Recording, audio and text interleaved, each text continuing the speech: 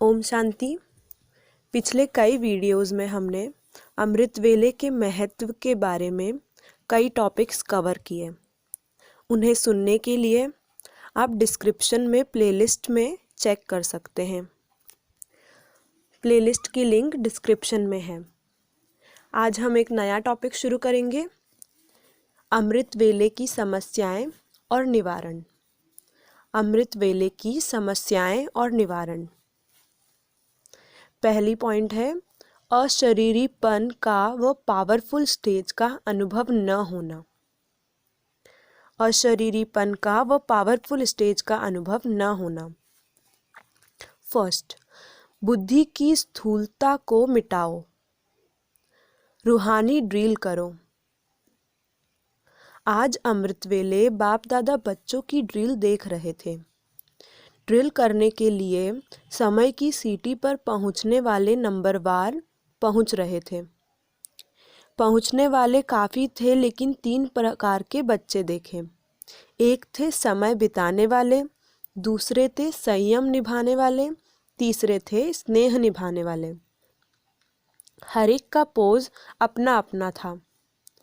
बुद्धि को ऊपर ले जाने वाले बाप से बाप समान बन मिलन बनाने वाले कम थे। रूहानी ड्रिल करने वाले ड्रिल करना चाहते थे, लेकिन कर नहीं पा रहे थे। कारण क्या होगा? जैसे आजकल स्थूल ड्रिल करने के लिए भी हल्कापन चाहिए, मोटापन नहीं चाहिए।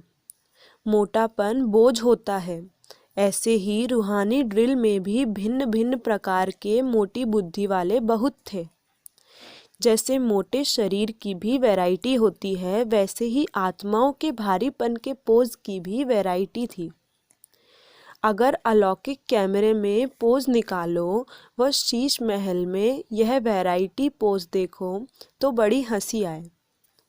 जैसे आपकी दुनिया में वैरायटी पोज का खूब हंसी का खेल दिखाते हैं ना।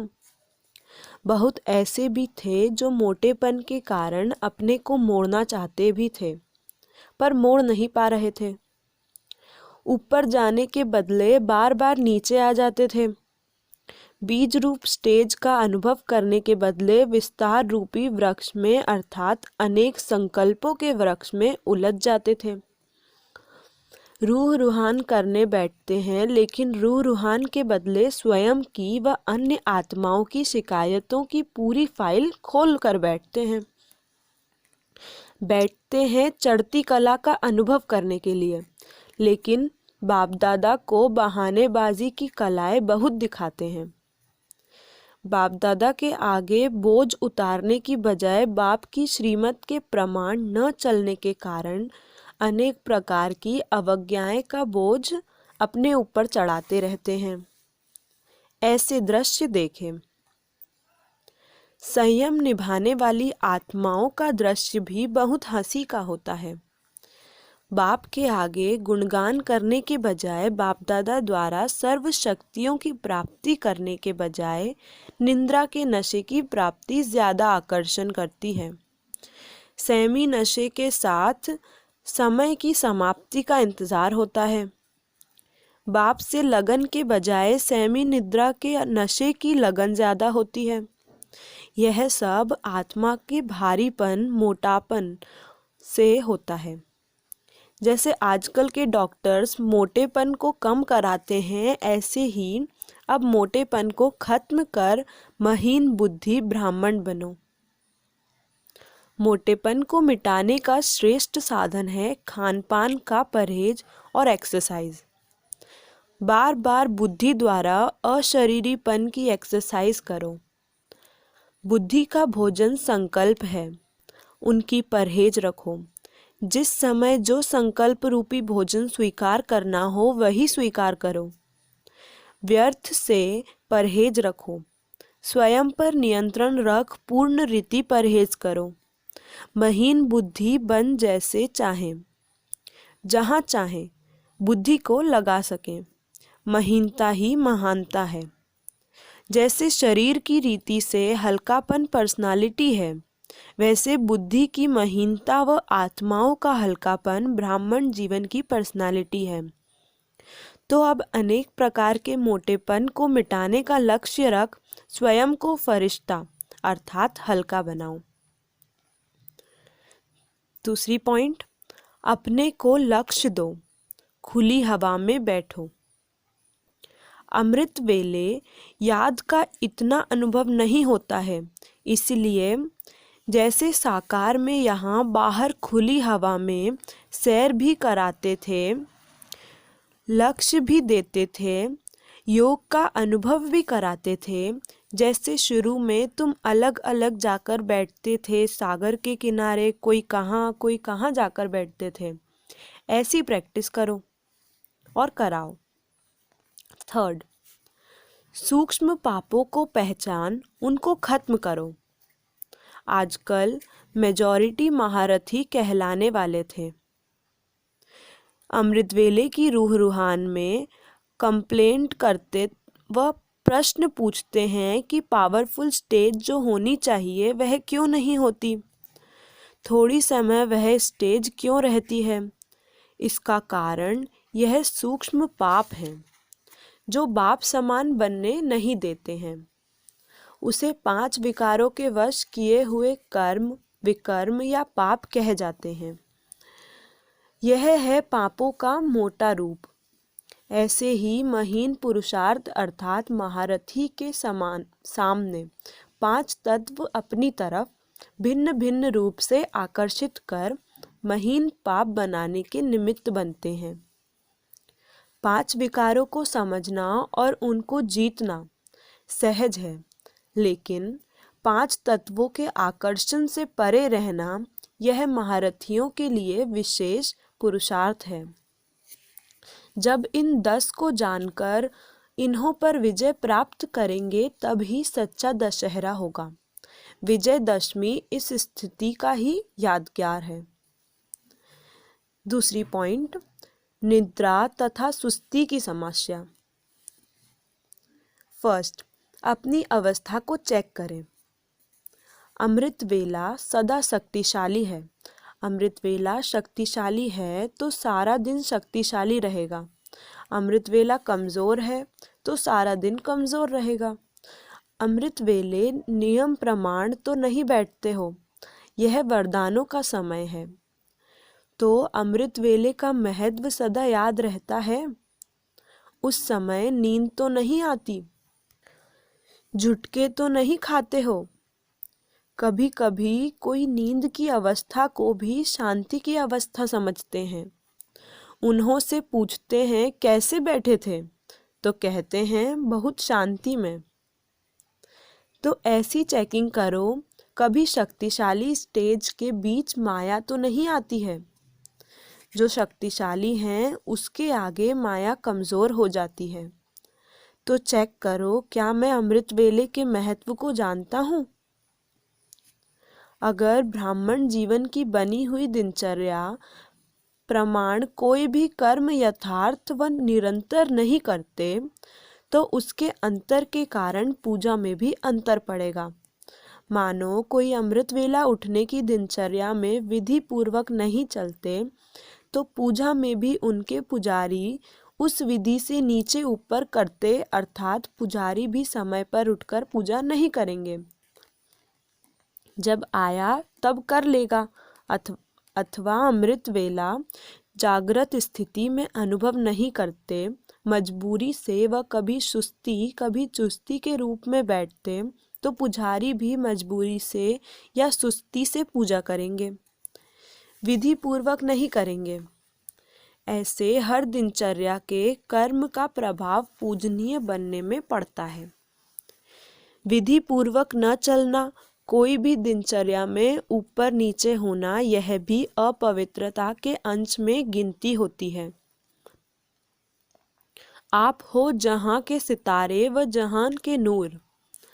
आप सबके ऊपर सबकी नज़र है, सबको इंतज़ार है किस बात का। भक्ति मार्ग में एक शंकर के लिए कह दिया है कि आँख खोली और परिवर्तन हो गया, लेकिन यह गायन आप शिववंशी नूरे जहान का है। यह जहान की आँखें जब अपनी संपूर्ण स्टेज तक पहुँचेंगी, अर्थात संपूर्णता की आँख खुलेगी तो सेकंड में परिवर्तन हो जाएगा।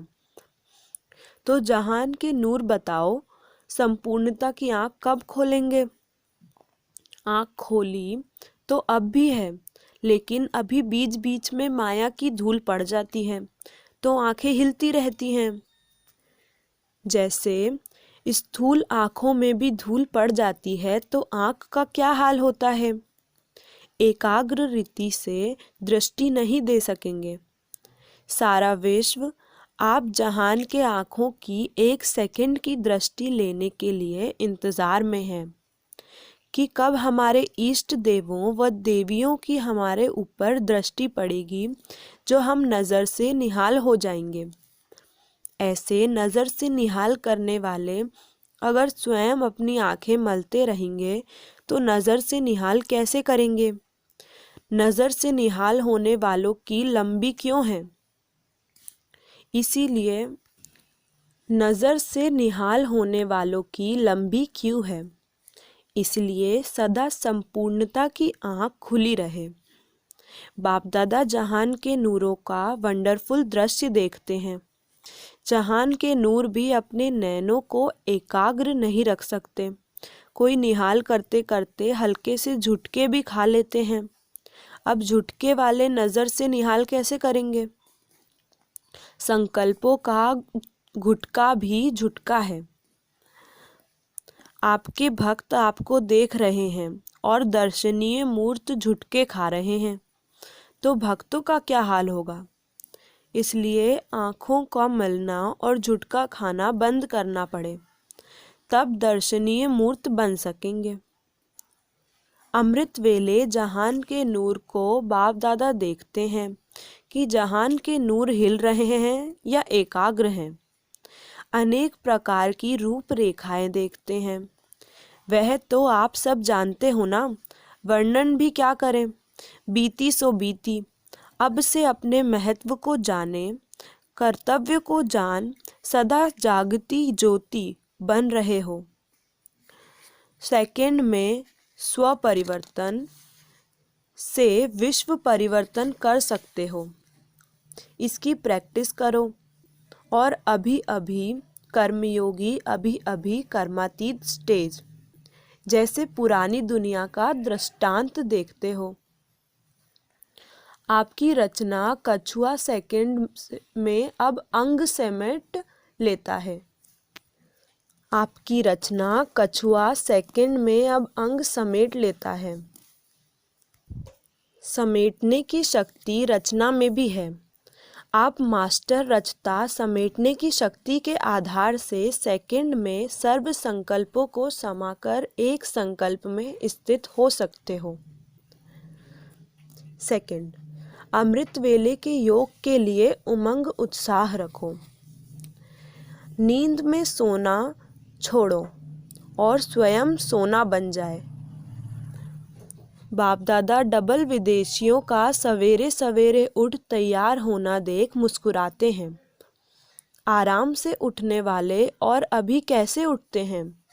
नींद का त्याग किया। त्याग के पहले भाग्य को देखा। अमृत वेले का अलौकिक रूहानी अनुभव करने के बाद यह नींद भी क्या लगती है? नींद का त्याग सहज है या मुश्किल? अमृत वेले ज़रूर उठना है। अमृत वेले का वायुमंडल बहुत अच्छा होता है। इस अमृत वेले के अलौकिक अनुभव में थकावट दूर हो जाती है। थर्ड, अपने नियम को कभी नहीं छोड़ो। अपने नियमों को कभी नहीं छोड़ो।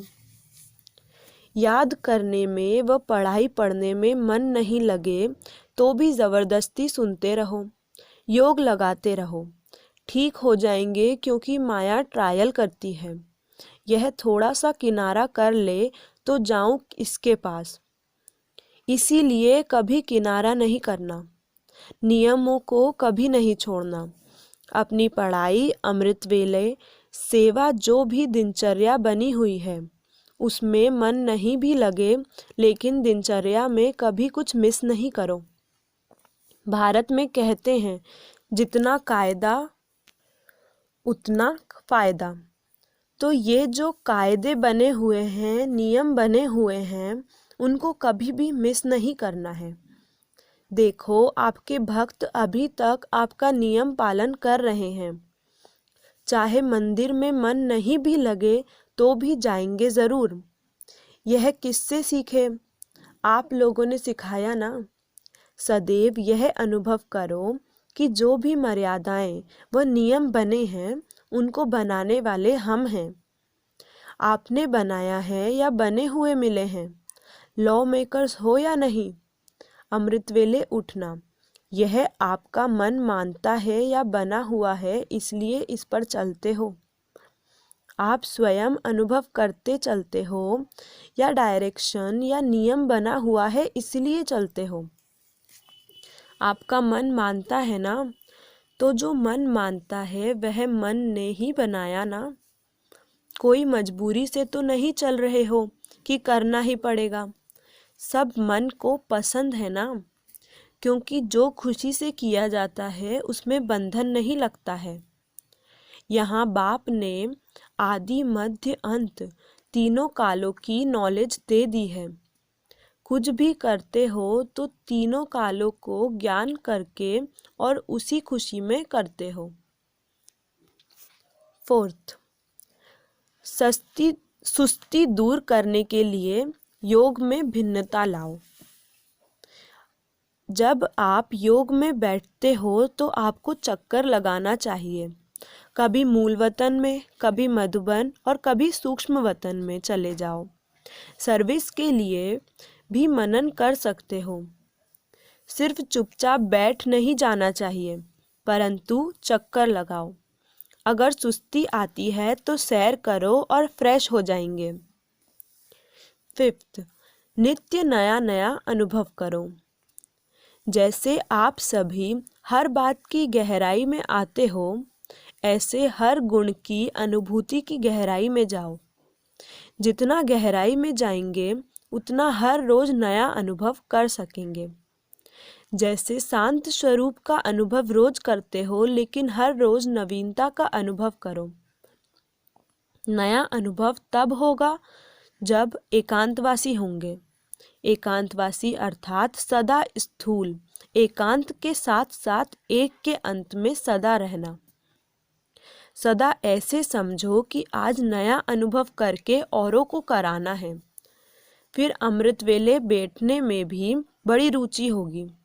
नहीं तो कभी कभी सुस्ती की लहर आ जाती है। जहाँ नई चीज मिलती है वहाँ सुस्ती नहीं होती है, और जहाँ वही वही बातें हैं तो सुस्ती तो आने ही लगेगी।